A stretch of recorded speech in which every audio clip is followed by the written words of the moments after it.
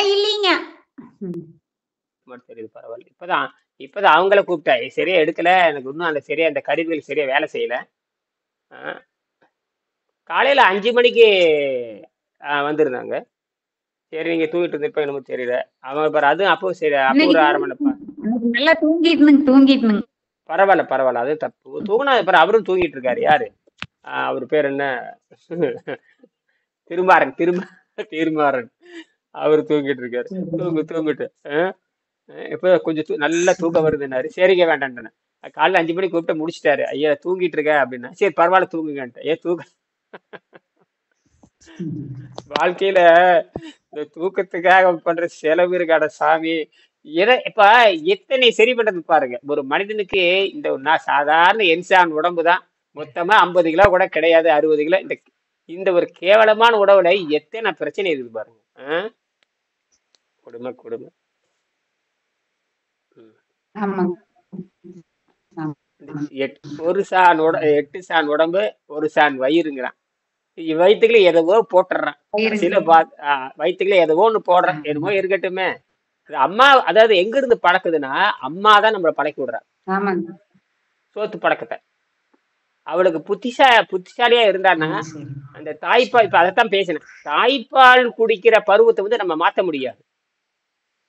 ஒரு குழந்தை பிறந்தப்ப அந்த தாய்ப்பால், அந்த 1.5 வருஷத்துக்கு தாய்ப்பால் தான். யாரும் மாத்தவும் கூடாது. மாத்தினா அந்த குழந்தை இறந்துரும். மாத்தினா சரி. அப்ப உங்களது வந்து சரியா அலைவாசி எடுக்கல, என்றது கொஞ்சம் எடுக்குது, உங்களுக்கு சுத்தமா எடுக்கல. நீங்க ஆட்டும் பொழுது ஏதோ லேட்டா வருது எனக்கு. சரி சரி, இருக்கட்டும். அந்த பேசும்போது டக்கு டக்குன்னு வேகமா வந்தாதான் அலைவாசி சரியா இருக்குன்னு அர்த்தம். பேசுற நேரம் உங்க கேட்கற நேரம் சரியா இருக்கணும். இப்ப நீங்க பார்த்து 2 வினாடி தாமதமா வருது. அப்ப ஏதோ நடக்குது. சரி, எப்படி போயிட்டு இருக்கு.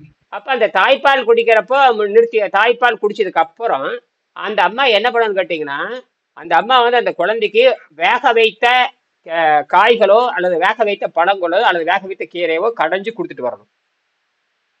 ஏன்னா இந்த தாய்ப்பால் கொடுத்து கொடுத்து பழகுறதுனால இந்த வயிற்றுல விஷம் உற்பத்தி ஆகி பழகி நிற்கும். அப்ப தாய்ப்பால் கொடுக்கறதுனால என்ன சுரக்குது? வயிற்றுல அந்த விஷ நீர் சுரக்குது. அது போய் மரபணுவே பதிஞ்சு கர்ம வினைன்னு சொல்றீங்க பாத்தீங்களா? என்ன வினை? கர்ம வினை. அதுல போய் ஏறிடுதுங்க. அந்த கர்ம வினை வந்து என்ன பண்ணணும்? அழிக்கணும். என்ன பண்ணணும்? இந்த தாய்ப்பால் குடிச்ச அந்த பழக்கத்தையே நிறுத்தணும்.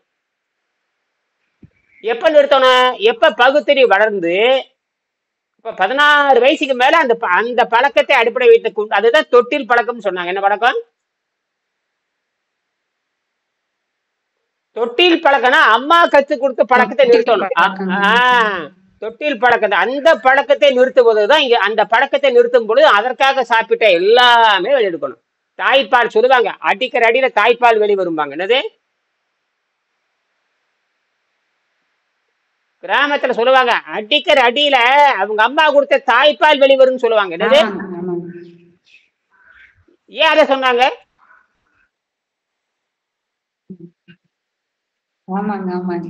ஏன் அதை சொல்றாங்க? காரணம் என்ன அப்படின்னா, அதில் இருக்கிறத எடுக்கணுங்கிறான். அவனை தாய்ப்பால் குடிச்சது அடிக்கிற அடி அவங்க அம்மா குடிச்ச தாய்ப்பாலை கக்கணும்பான்.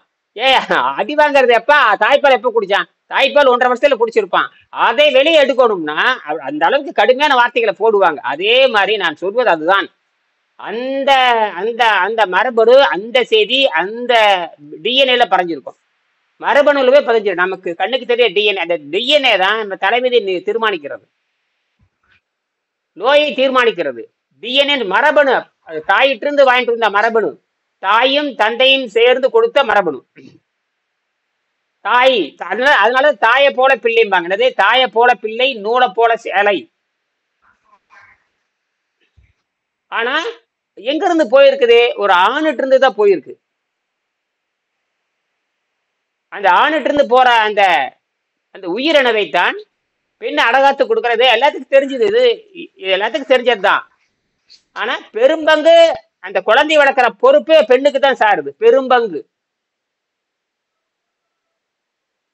அப்ப குடும்ப தலைவன் தகப்பனுக்கு என்னடா வேலைன்னு கேட்டீங்கன்னா, அந்த குழந்தைய அறிவாளிகள் மத்திய போய் நிறுத்தணும். உங்க அலைவரிசை சரியில்லை. மீண்டும் உங்களை நான் பேசுறேன்.